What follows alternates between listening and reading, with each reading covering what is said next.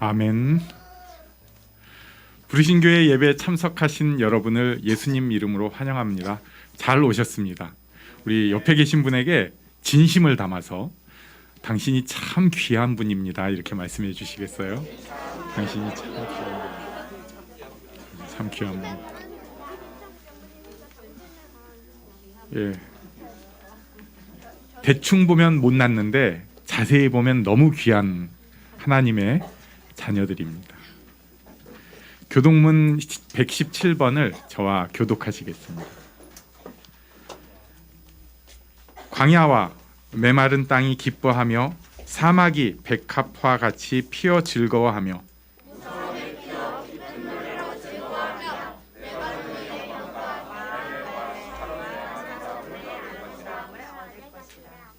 그것들이 여호와의 영광 곧 우리 하나님의 아름다움을 보리로다.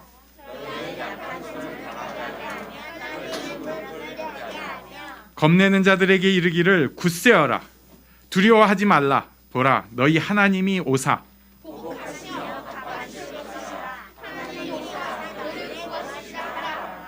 그때 맹인의 눈이 밝을 것이며 못 듣는 사람의 귀가 열릴 것이며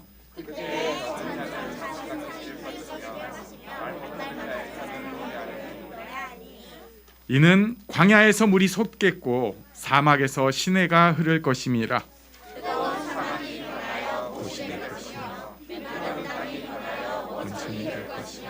승냥이의 눕던 곳에 풀과 갈대와 부들이 날 것이며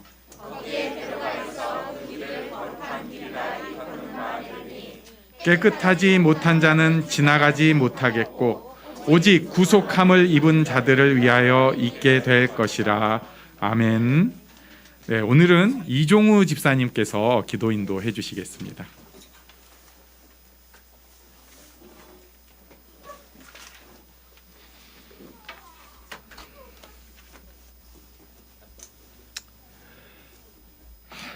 하나님 아버지, 주님 은혜를 감사를 드립니다. 오늘 예배를 드릴 수 있게 해주셔서 감사드립니다. 평강과 성령 가득 채워주시는 예배 되게 하여 주시옵소서. 내 생각을 주님에 맞춰 살기를 원하오나 현실에서는 반대로 내 생각이 주님 생각이겠지 하며 살았습니다. 오늘 예배를 통해 주님 생각을 알게 하여 주시옵소서. 건강, 아이들 교육, 먹고 사는 문제 등 우리 교회 성도님들 각각의 걱정거리를 모두 떠안아 주시고 주님의 생각대로 해결하여 주시옵소서. 믿음은 보이지 않는 증거라 하신 주님, 믿는 순간이 모든 바람이 이루어지는 순간이라는 것을 알게 하여 주시옵소서. 날 위한 주님 사랑은 하겠는데 주님 위한 이웃 사랑은 왜 그리 어려운지요? 어려운 이웃을 돌아보게 하시고 작은 사랑부터 시작할 수 있게 마음을 녹여 주시옵소서. 내 기쁨과 주님의 기쁨이 일치되는 삶을 살게 하여 주시고 코로나를 넉넉히 극복하여 성도님들과 서로 이렇게 교통하게 하게 해주심을 감사드립니다. 이 모든 것 우리 주 예수 그리스도의 이름으로 간절히 기도드렸습니다. 아멘.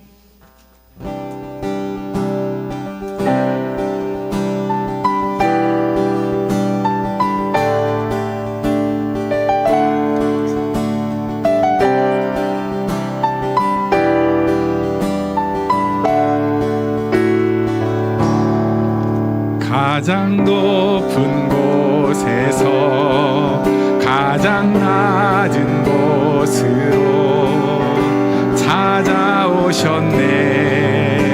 날 살리려고 영원한 죽음에서 영원한 생명으로 구원하셨네. 그 신은혜로 그 사랑으로 그의 광함으로 나의 영혼 죄 사함 받았네. 그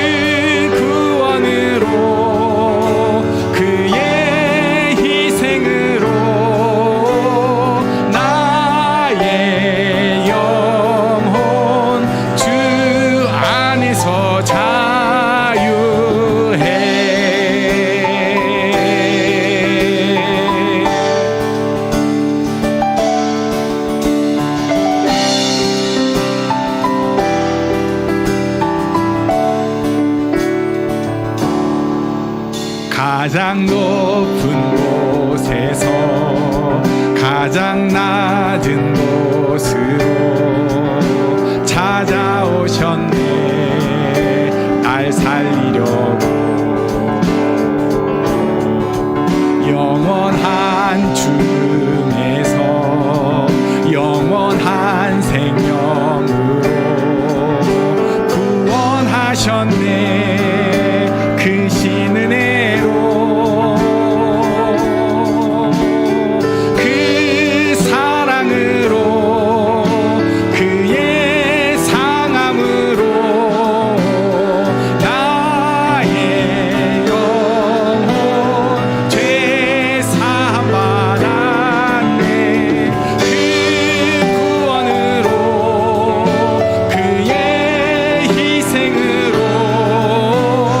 나의 영혼 주 안에서 자유해. 할렐루야 할렐루야. 가장 높으신 주 그 영광을 찬양하네. 할렐루야 할렐루야. 가장 높으신 주 그 영광을 찬양하네. 할렐루야 할렐루야 우. 할렐루야. 가장 높으신 주 그 영광을 찬양하네. 할렐루야 할렐루야. 가장 높으신 주 그 영광을 찬양하네.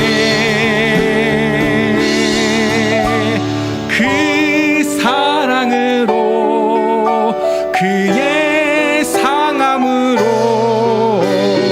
나의 영혼 죄 사함 받았네.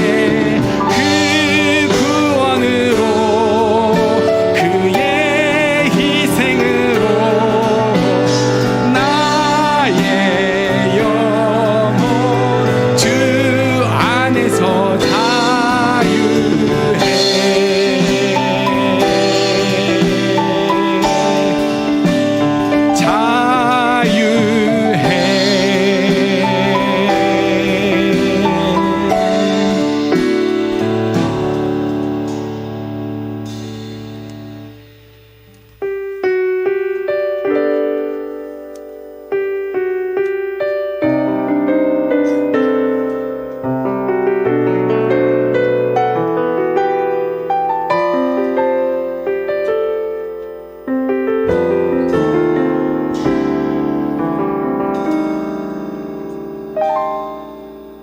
주님, 제 마음이 너무 둔해서 주님을 볼 수 없습니다.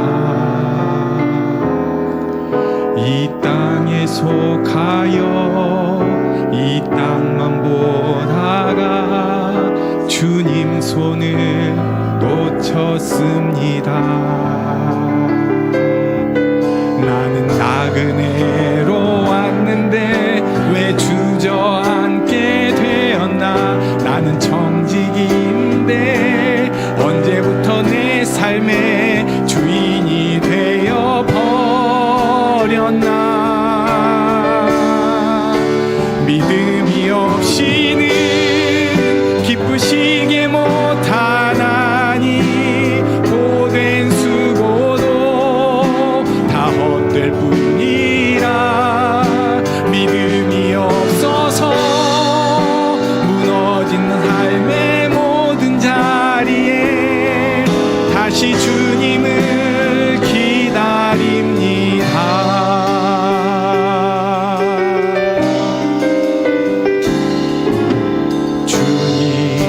내 마음이 너무 둔해서 주님을 볼 수 없습니다.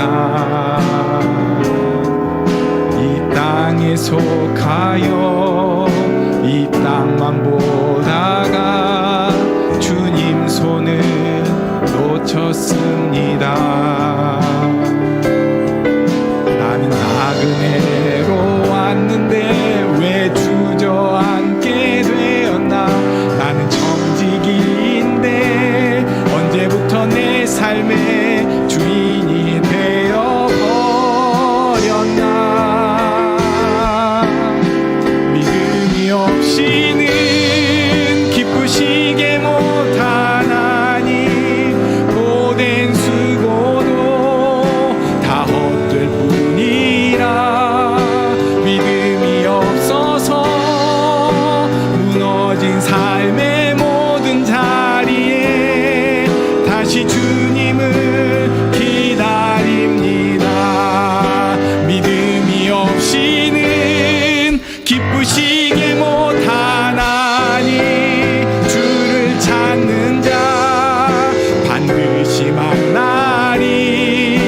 믿음이 없어서 무너진 삶의 모든 자리에 다시 주님을 기다립니다.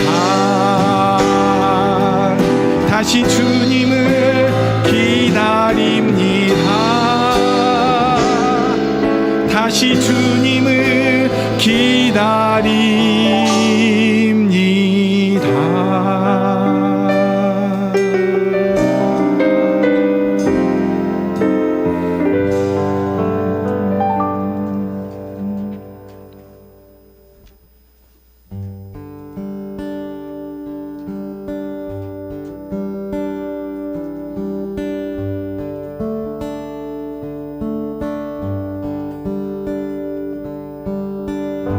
십자가 그 사랑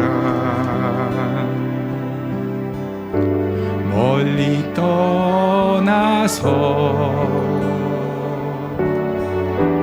무너진 나의 삶 속에 잊혀진 주네.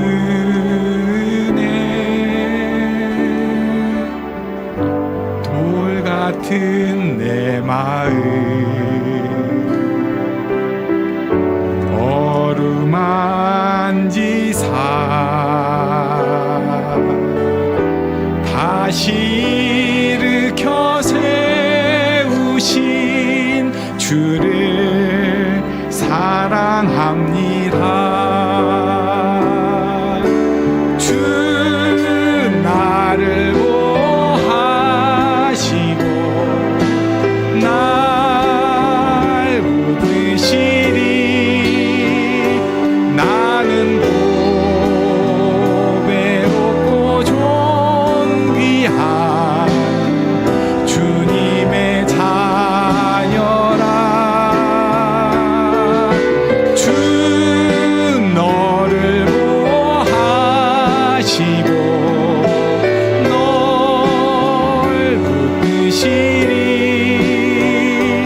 너는 보배롭고 존귀한 주의 자녀라. 지나간 일들을 기억하지 않고 이전에 행한 모든 일 생각지 않으리. 사막의 강물과 길을 내시는 주, 내 삶의 새 일행하신 주만 바라봅니다. 사막의 강물과 길을 내시는 주, 사막의 강물과 길을 내시는 주, 내 삶의 새 일행하신 주만 바라봅니다.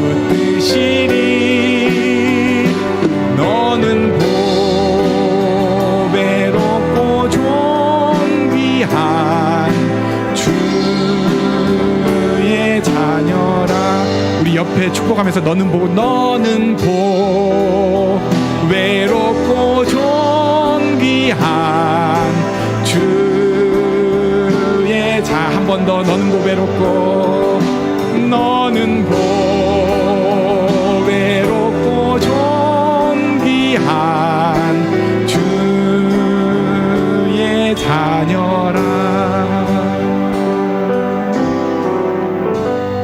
예, 우리 옆에 계신 분에게 보배롭고 존귀하십니다. 이렇게 말씀해 주시겠어요?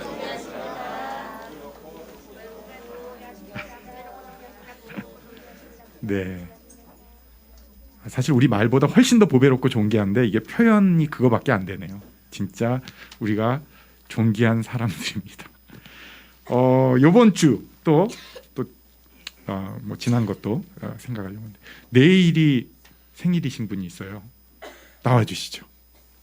네, 제가 사진은 준비를 안 했습니다.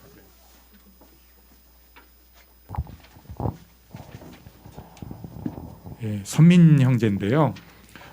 지금 제가 일단 아는 거를 말씀드릴게요. 이 직장에 잘 들어갔어요. 그래가지고 잘 버텼는데 2년? 2년 됐나요? 지금 3년 거의 돼가. 벌써 3년이구나. 그러다 보니까 이제 누구나 그렇듯이 이제는 뛸 때가 됐다. 이러고 있는 걸로 저는 알고 있어요. 그렇게 기도를 하고 있는데 예. 본인이 근황 말씀해 주시면 좋겠습니다. 어떻습니까 요새? 네, 저는 일단 근황은 말씀해 주신 대로 회사 잘 다니고 있고요. 그리고 올해는 독립을 하게 돼가지고 한 반년 정도 됐는데 이제 혼자 살아보고 있고. 자취. 네네, 예. 자취를 그냥 있는 것 같아요. 좀 좋다 나쁘다 이것도 딱히 없는 것 같고 좋은 점도 있고 안 좋은 점도 있는데 그 너무 서로 명확하게 큰 것 같아서 막 어디 가서 좋다고 말하기도 조금 그렇고 그렇다고 안 좋은 것도 아니고 약간 그런 상태고요. 그리고 네, 기도 제목을 말씀드리면 되는 거죠. 기도 제목은 지금 약간 신체적으로도 그렇고 정신적으로도 막 영적으로도 약간 회복이 필요한 시기인 것 같다고 느끼거든요. 그래서 운동도 좀 하고 기도도 좀 열심히 하면서 좀 회복이 되는 시기가 되면 좋겠고요. 그리고 목사님 말씀해 주신 것처럼 지금 살짝 이직을 약간 생각을 하고 있는데 회사에서 원하는 거랑 지금 회사에서 저한테 원하는 거랑 제가 하고 싶은 거랑 좀 많이 괴리감이 느껴져서 그게 좀 잘 맞는 그런 데면 너무 좋을 것 같아요. 그래서 그런 곳으로 갈 수 있으면 또 좋겠습니다. 몸은 좋아 보이는. 아니에요. 아니에요? 두껍게 입어서. 네, 네 속았군요. 네, 네. 몸, 마음, 영혼. 네. 네, 그리고 내가 하고 싶은 일이 회사에서도 원하는 일이 되면 뭔가 그렇게 되면은 좋을 것 같다는 생각이 들어요. 더 재밌게 일할 수는 있겠죠. 네네네. 네, 이게 회사가 바뀌든지 내가 바뀌든지 아니면 다른 회사 가서 내가 들어가든지 네. 아무튼 그게 중요한 게 아니라 아무튼 이게 좀 맞아지면 좋겠다. 네네. 제가 회사를 바꿀 수는 없을 것 같고 회사가 그건 말이 안 바뀌지는 되는 않- 것 같아서 좀 맞는 곳으로 가는 게 낫죠. 이렇게 일단 제가 충분히 이해했습니다. 우리 어쨌든 내일 생일인데요. 혹시 내일은 그럼 본가로 들어가서 저녁을 먹거나 오늘 저녁에 오늘 갑니다. 네, 우리 미리 축하의 박수. 네, 그리고 제가 음력 생일이신 분들은 꼭 놓치는데요. 한 주가 지났지만 네, 우리 임태현 집사님 네, 나와 주시죠. 네. 이해해 주셔서 감사합니다. 근황이 어떠십니까? 갑자기 이제 3년 넘게 근무하던 직장을 그만두게 됐어요. 네, 그래서 그만두셨어요? 그만두기로 돼 있는 거예요? 지금 그만두기로 되어 있어요. 두기로 2월 그러니까 달까지만. 아직은 다니고 네, 있어요. 그런 상황인데 좀 당황스럽기도 하고 좀 계획에 없던 이제 생각하지 않았던 일이어서 조금 그러고 있는 상황입니다. 2월까지. 네. 그래서 기도 제목은 어떻습니까? 네, 기도 제목은 일단 모르지만 저도 앞을 알 수가 없어서 뭐 어떻게 될지는 잘 모르지만 하나님이 저에게 또 맞는 직장을 하나님이 주셨으면 좋겠고요. 그리고 두 번째 기도 제목은 마음이 평안하고 기쁘고 감사했으면 좋겠습니다. 평안과 기쁨과 감사. 네. 그 우리도 다 필요한 건데. 네. 우리 축복하면서 나도 축복하면 좋겠어요. 우리 감사합니다.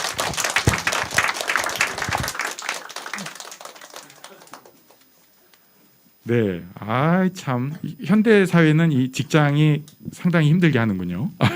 그래도 아직 2월까지인데 또 계획이 없던 일이 그러면은 힘들잖아요. 우리 임태현 집사님은 이 조용히 소리 없이 김밥을 준비해 주셔가지고 제가 그냥 뭐 당연하다 생각을 했는데 저번에 제 친구가 그 눈 수술하고 선글라스 쓰고 갈 교회가 없어서 우리 교회를 온 적이 있었어요. 그때 제가 갈 때 야 김밥 먹어야 돼. 그리고 줬는데 그 김밥이 한국 가서 먹은 음식 중에 제일 맛있었다고. 그래서 또 제가 우리 좀 달라. 네, 조용히 항상 준비해 주셔서 너무 감사합니다. 임태현 집사님 직장의 문제도 있고 또 마음의 기쁨과 평안 그리고 감사가 넘쳐나도록 기도 부탁을 했는데 이거 우리한테도 꼭 필요한 것 같아요. 또 우리 선민 형제는 뭐 단순히 막 회사를 바꾸고 싶다 이게 아니라 내가 정말로 열심히 하는 일 이게 좀 이렇게 회사랑 맞아가면 좋겠다. 이건 진짜 직장인의 로망인 것 같기도 하는데 아직은 그럴 수 있으니까 우리가 또 그렇게 기도하면 좋겠고요. 보이기는 그렇지 않지만 몸과 마음, 영혼의 회복이 필요하다고 이거 우리도 필요한데 우리 축복하면서 저도 그렇게 해달라고 나도 축복하고 임태현 집사님 그리고 이선민 형제를 축복하는 그런 기도의 시간 잠시 갖겠습니다. 하나님 아버지 주님께서 인도하여 주셔서 우리가 부족하지만 축복할 수 있는 기회를 주시면서 감사합니다. 하나님께 드려지기를 원합니다.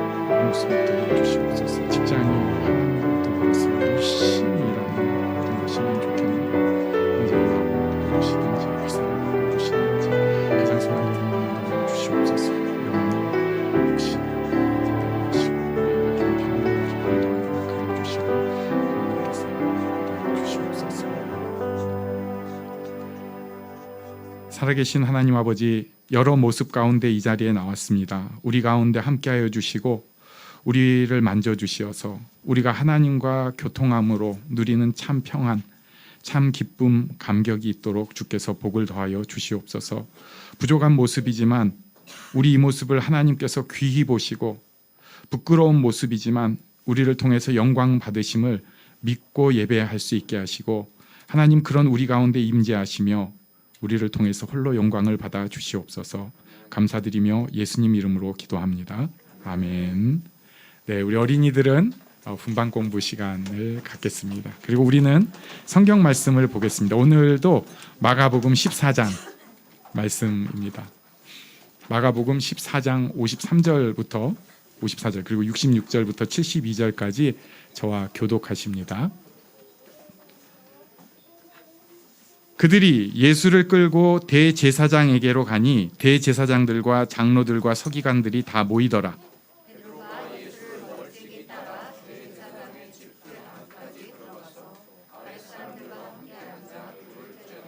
베드로는 아랫뜰에 있더니 대제사장의 여종 하나가 와서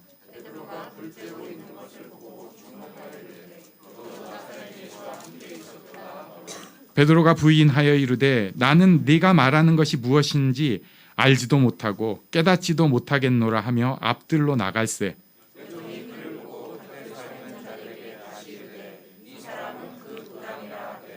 또 부인하더라. 조금 후에 곁에 서 있는 사람들이 다시 베드로에게 말하되 너도 갈릴리 사람이니 참으로 그 도당이니라.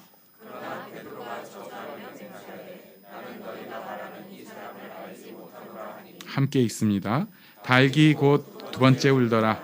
이에 베드로가 예수께서 자기에게 하신 말씀 곧 달기 두 번 울기 전에 내가 세 번 나를 부인하리라 하심이 기억되어 그 일을 생각하고 울었더라. 아멘. 지난 주일에 우리는 예수님께서 신문당하시는 장면을 보았습니다. 증언들이 중구난방이어가지고 결국은 대제사장이 주도적이 돼서, 그래서 하나님 앞에서는 어떻게 보면 하나님을 대신하는 역할까지 하는 대제사장이 하나님 뜻을 잘 모르고 하나님을 가장 대항하는, 하나님과 싸우는 그런 모양이 되어버린 것을 보았습니다. 오늘 53절과 54절은 그 신문 전의 말씀입니다. 사람들이 예수님 재판하기 위해서 다 모여들고 있습니다. 제자들은 그 전에 다 싹 도망가 버렸습니다. 심지어 52절에 보면은 옷까지 벌거벗고 도망간, 그 정도로 싹 다 도망가 버렸습니다. 우리 편은 다 사라져 버렸고 대적들만 모여들고 있는 상황인데 54절 우리 같이 읽겠습니다. 시작.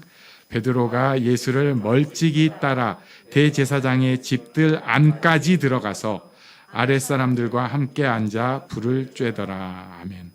베드로 다 도망간 상황인데 그래도 예수님을 따라갔습니다. 대제사장 집들 안까지 들어갔습니다. 여기서 이제 멀찍이 따라갔다고 굉장히 막 뭐라고 하기도 해요. 근데 지금 다 도망갔다니까요. 멀찍이라도 따라간 게 어디예요? 따라간 게. 베드로는 다른 사람들과는 다른 목숨을 거는 열정이 있는 사람입니다. 그러니까 이 사람은 진짜 파이팅이 있는 사람이고 의리가 있는 사람이에요. 그리고 적으로 두기 싫은 사람입니다. 진짜 목숨 바치는 사람이에요. 그때 예수님에 대한 재판이 있었습니다. 예수님은 사형으로 정죄 당해 버리셨어요. 재판의 결과는 너 사형이다. 그리고 사람들이 예수님 눈을 가리고 주먹으로 치면서 누군지 맞춰봐라. 네가 선지자면 맞춰볼래? 손바닥으로 치고 침 뱉고 이런 상황입니다. 이때까지도 베드로는 아랫뜰에 있었습니다. 66절에 보니까 대제사장의 여종 하나가 와서 고발을 하고 있습니다. 우리 67절을 같이 읽겠습니다. 시작. 베드로가 불 쬐고 있는 것을 보고 주목하여 이르되 너도 나사렛 예수와 함께 있었도다 하거늘. 숯불에 얼굴이 벌겋게 보이니까 너도 지금 사형으로 고발당한 나사렛 예수와 함께 있었지 않는가? 지금 사형하면서 막 죽여라, 그리고 뭐 놀리고 네가 선지자냐 막 외치고 있는 그런 무서운 분위기. 예수님 편은 아무도 없는 상황인데 그때 너도 그 편 아니야? 이 여자애가, 여종이라는 표현은 사실은 별 볼 일 없는 사람이라는 것을 함의하고 있습니다. 뭐 대단한 뭐 대제사장이 얘기하거나 어떤 유력한 사람이 얘기하는 게 아니라 그냥 불 쬐고 있는 얼굴 보고 아무것도 아닌 여자아이가 지나가다가 너도 그 편 아니야? 이런 식으로 얘기를 합니다. 그런데 베드로가 강하게 얘기했습니다. 68절도 우리 한번 같이 읽습니다. 시작. 베드로가 부인하여 이르되 나는 네가 말하는 것이 무엇인지 알지도 못하고 깨닫지도 못하겠노라 하며 앞들로 나갈세. 무슨 소린지 알지도 깨닫지도 못하겠다. 그러면서 아랫뜰 밖으로 나갔습니다. 알지도 깨닫지도 못하겠다. 이게 베드로가 직접 얘기를 한 건데요. 지금 자기에 대해서 모르는 거예요. 알지도 깨닫지도 못하고 있습니다. 우리가 예수님에 대해서 배웠잖아요. 또 제자 훈련을 굉장히 빡세게 시키는 데도 있습니다. 그래가지고 근처에 있는 어떤 교회는 제가 저번에도 얘기를 들었는데 거기 다니시는 분이 막 자부심을 느끼더라고요. 우리 훈련 장난 아니라고. 또 실제로 그런 여러 훈련을 통해서 정말 귀한 사역이라고 할 수 있는 참 의미 있다 이런 사역을 해내요. 그럴 때 우리가 느끼는 게 야, 내가 그래도 깨달았고 알았다 이런 것을 생각합니다. 베드로도 그런 거 느꼈을 때가 여러 번 있었을 것입니다. 예수님 앞에 주는 그리스도시요 살아계신 하나님의 아들이십니다 얘기했을 때 바요나 시모나 칭찬받았어요. 요나의 아들 시모나. 또 예수님께서 예루살렘 성에 들어오실 때 사람들이랑 더불어서 호산나 다윗의 자손이여 주의 이름으로 오시는 이여 호산나 막 이렇게 외칠 때 내가 알았다 깨달았다 생각을 했을 것입니다.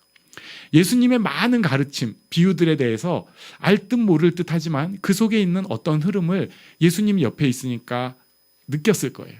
감동도 받고 그러면서 내가 좀 알고 내가 좀 깨달았지라고 느꼈는데, 그런데요 우리도 몇십 년 동안 예수님에 대해서 배웠는데 신앙생활을 했는데 알지도 깨닫지도 못하는구나 라는 순간들이 있습니다. 진짜 내가 예수님을 알고 있는가? 내가 하나님에 대해서 정말 내 진심으로 알고 있는가? 하는 순간들이 있어요. 지금 베드로가 자기 자신의 상황을 자기도 모르게 얘기를 하고 있는 거예요. 그것을 마가가 아주 예리하게 콱 찍어서 얘기했습니다. 알지도 깨닫지도 못한다.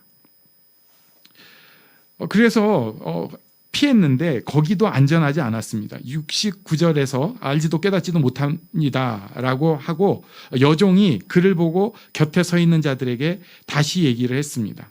이 사람은 그 한편이다. 이 사람도 예수랑 한편이에요. 베드로가 완전히 당황해서 또 아니요 라고 했습니다. 70절에 보니까 주변 사람들이 네 말이 지금 갈릴리 사투리잖아. 너 급해거리 맞네. 그랬더니 베드로가 71절에 얘기를 합니다. 저주하여 맹세하되, 요즘 우리말로 쓰면 내 손에 장을 지지겠소. 절대 아니라니까. 내가 진짜 하늘을 두고 맹세하는데 나 그 사람 몰라. 근데 그때 예수님께서 예언하신 대로 닭이 울었습니다. 우리 72절을 같이 읽겠습니다. 시작. 닭이 곧 두 번째 울더라. 이에 베드로가 예수께서 자기에게 하신 말씀 곧 닭이 두 번 울기 전에 내가 세 번 나를 부인하리라 하심이 기억되어 그 일을 생각하고 울었더라. 아멘. 베드로가 예수님의 말씀이 그 순간 생각이 나서 울었다고 표현을 합니다. 베드로 인생에 여러 가지 부끄러운 순간들이 있어요.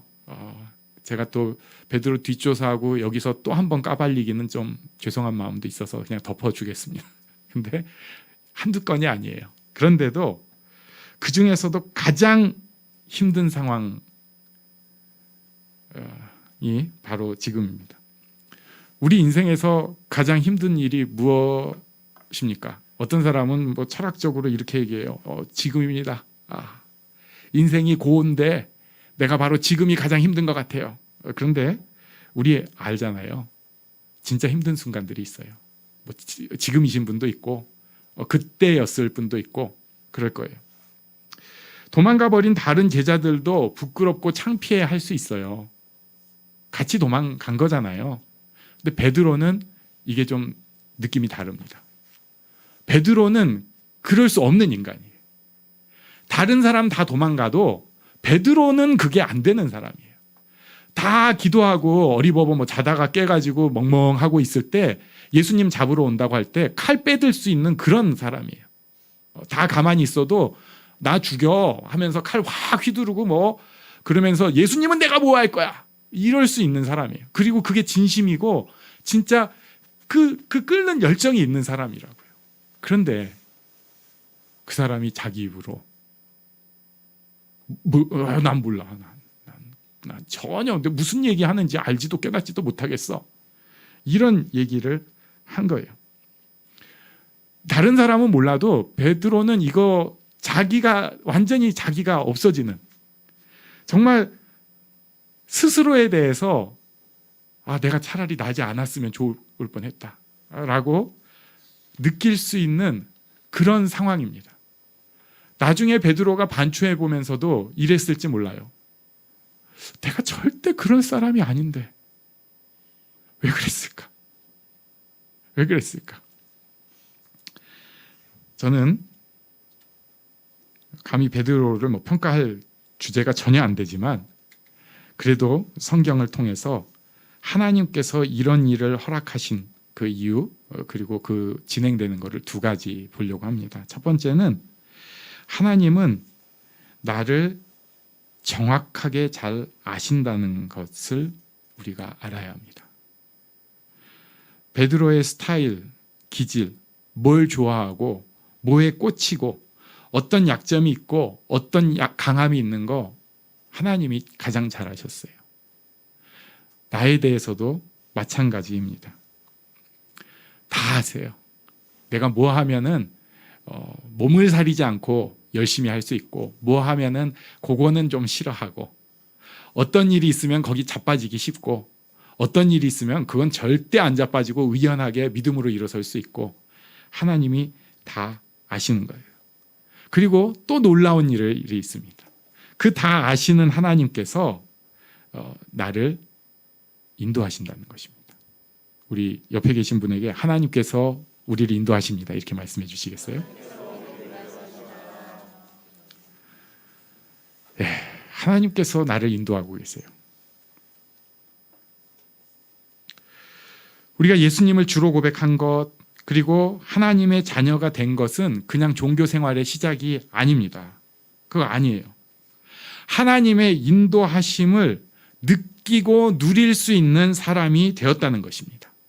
하나님의 인도하심을 구할 수 있는 사람이 되었다는 것입니다. 하나님은 나를 포기하지 않고 하나님은 나를 디테일하게 인도하시는 지금 내 상황을 다 아시고 그 가운데 역사하시는 분이 된 것을 바로 우리가 예수를 주로 고백한 그 순간입니다. 잠깐 한눈 파셔가지고 내가 낭떠러지로 떨어지고 이러지 않아요. 이러지 않아요. 그것을 성경은 눈동자같이 지키신다고 표현을 하고 있습니다. 그런데 말이죠. 다 아시는 하나님께서 왜 베드로한테 이렇게까지 하셔야 합니까? 안 그러셔도 되잖아요. 베드로의 강점을 살려주시고 다 아시니까 적당히 이 상황을 이렇게 넘어가게 하셔도 큰 탈이 없잖아요. 그렇게 못 하셔요? 하실 수 있는 분인데 다른 제자들이랑 같이 어떻게 누구한테 끌려가지고 피했으면 같이 도망갔다에 이렇게 묻어질 수도 있잖아요.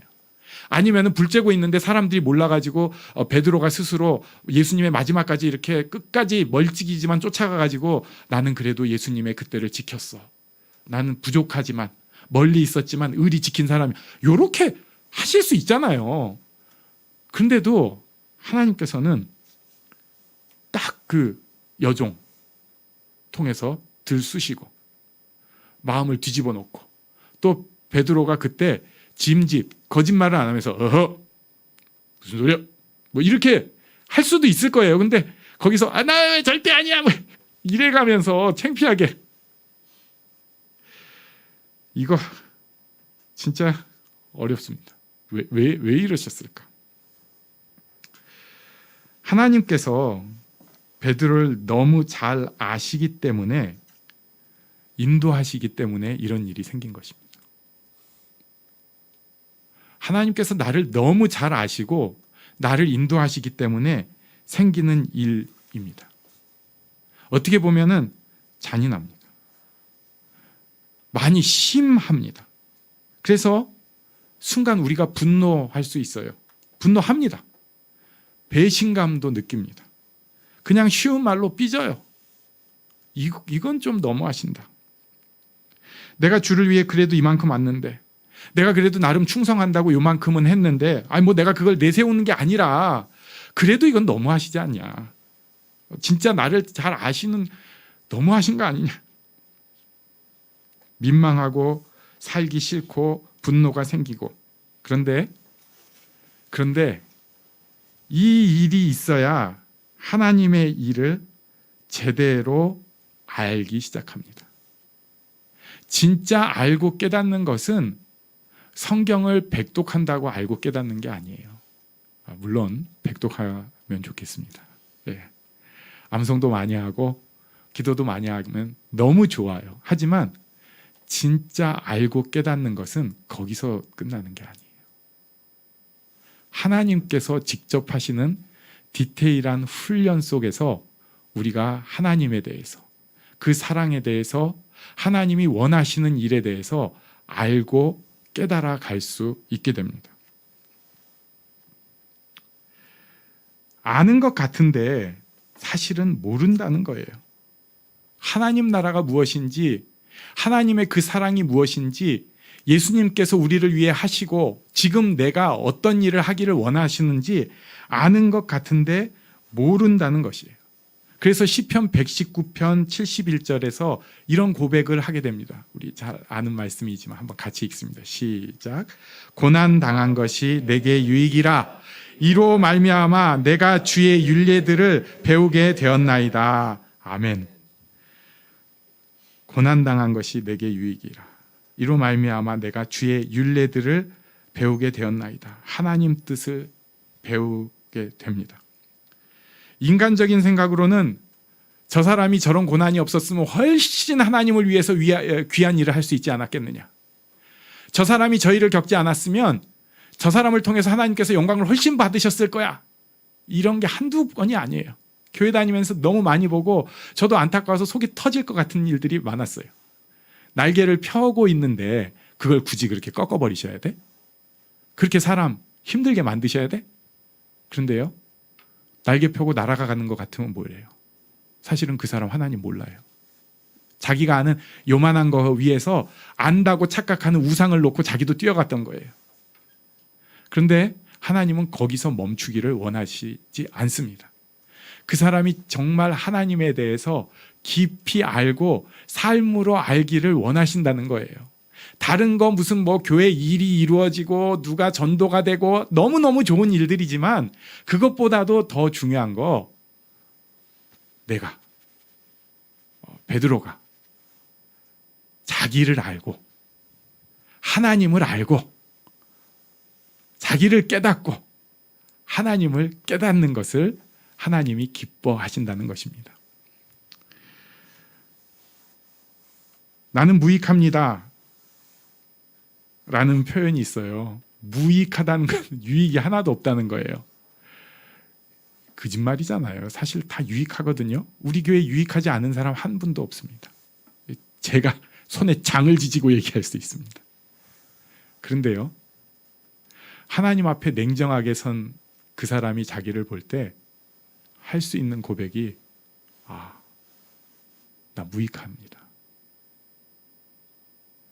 주를 위해 죽도록 충성한 척은 했는데 그만큼 더 사고를 쳤고 그만큼 더 하나님 앞길을 막은 때가 많았고, 하나님 일한다고 하는데 실제로는 내일만 또 하게 되고, 기도를 한다고 하는데 기도가 아니라 저주를 퍼붓고 내 원하는 것만 나열하고 하나님 뜻에는 귀를 꽉 막아버리는 게 접니다. 신앙생활 몇십 년 했는데 아직도 요 모양입니다. 그런 나를 알게 됩니다. 그리고 그런 나를 통해서도 이 땅 가운데 일하기를 원하시는 하나님을 알게 되는 상황이라는 것입니다. 베드로가 지금 그 축복을 누리고 있는 상황이에요. 그래서 이 부인하는 사건은 베드로한테 너무 창피한 일일 수도 있지만 베드로한테는 하나님의 맞춤형 강좌의 축복의 시간이기도 합니다. 증인이 너무 많아요. 나도 베드로가 그 짓거리 하는 거 봤어. 어떤 사람은 그럴 때마다 창피해, 살기 싫어. 베드로는 오히려 하나님이 그만큼 나를 사랑하셔. 그때 예루살렘 계셨어요? 저 부인한 베드로 맞아요. 접니다. 다른 사람한테는 너무 수치스러운 일일 수 있지만 베드로는 하나님께서 자기를 사랑하시고 무익한 자를 도리어 쓰신다는 것을 알 수 있게 하는 가르침의 축복의 자리였습니다. 다 하시기 때문에 오히려 그것을 통해서 훈련시키고 일으켜 가신다는 것입니다. 두 번째, 한 가지 더 볼 것이 있습니다. 72절에서 베드로가 울었잖아요. 예수님을 기억하고 울었습니다. 아픈 순간입니다. 모든 것이 무너진 순간이에요. 자기가 지금까지 해왔던 리더십은 다 사라져 버렸습니다. 열정, 에너지, 리더십, 의리 다 사라져 버렸어요. 없어졌습니다. 지금 베드로 입장에서 자기 옆에서 그런 자기에게 도움이 될 수 있는 사람이 하나라도 있을까요? 아무도 없습니다. 왜냐하면 자기가 살아온 베드로의 아이덴티티가 다 무너져 버렸기 때문에 옆에서 누가 위로를 해도 하나도 안 들려요. 내 주변에 지금 아무도 없는 상황입니다. 돈이 필요가 아니요. 돈 없어도 돼. 지금까지 이뤄낸 어떤 업적, 인간관계, 어쩌면 갖고 있는 권력 다 소용없는 그 순간입니다. 아무것도 필요 없는 나만 남아있는 딱 그 순간이 돼버렸어요. 죽음의 순간입니다. 크리스찬에게 필요하고 겪어야 되는 순간입니다. 죽음의 순간입니다. 아무도 없는 그 순간. 그러나 그때 하나님께서 계십니다. 아무도 없기 때문에 하나님이 제대로 드러나 보이고 제대로 만날 수 있는 거예요.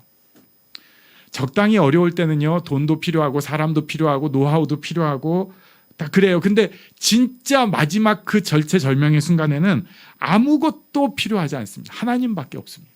그래서 하나님을 대면하여 볼 수 있고 하나님을 느끼게 됩니다. 역시 시편 기자가 이것을 이렇게 고백을 했습니다. 우리 시편 73편 말씀을 같이 읽겠습니다. 시작. 하나님께 가까이 함이 내게 복이라. 내가 주 여호와를 나의 피난처로 삼아 주의 모든 행적을 전파하리라. 아멘. 이때 느낄 수 있는 하나님의 복이 있어요. 우리가 지금 베드로와 같은 고난을 겪고 있는지 모르겠습니다. 겪고 있는 분도 있을 거고요. 또는 과거에 어떤 순간이 이런 순간이었을지도 모르겠습니다. 중요한 것은 이거 그냥 괜히 일어난 일 아니라는 거예요. 이거 하나님 손해신데 이런 일을 왜 하셔? 하나님은 손해실지도 모르겠어요. 근데 나한테는 그게 꼭 필요한 일이라는 거예요. 내 인생에 이게 이해는 안 되지만 축복이라는 것입니다. 아니 이 일은 없어요. 아니 그럼 나 살리려고 내가 주변 사람들을 이렇게 고통스럽게 만드신 그랬다는 거예요. 나를 얻으시려고. 내 머리로는 이해가 안 되죠. 그러나 하나님은 그만큼 나를 디테일하게 알고 사랑하시고 인도하십니다. 그 하나님을 우리가 깨닫고 알아가는 이 축복을 누리기를 원합니다. 하나님께서는 우리를 생각보다 너무 귀하게 여기고 계세요. 그냥 묻어서 그냥 가라. 절대 그러지 않으시고 딱 찍어서 안 그러셔도 되는데 놀라운 방법으로 인도하시는 분입니다. 이것을 믿음으로 하나님을 알아가고 또 내가 이 땅에서 할 일을 깨달아가는 복된 우리가 되기를 바랍니다. 아멘. 우리 잠시 일어나서 기도하겠습니다. 하나님, 제가 더 알아가게 하시고 더 깨닫게 하시고 그러므로 하나님의 그 일을 이루어가게 하여 주시옵소서. 함께 기도하겠습니다. 하나님 인도해 주시기를 원합니다.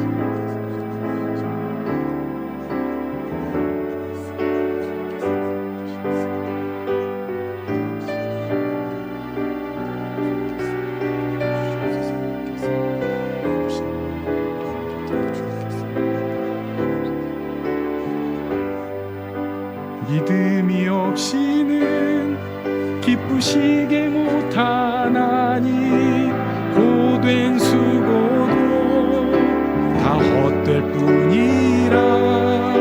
믿음이 없어서 무너진 삶의 모든 자리에 다시 주님을 기다립니다.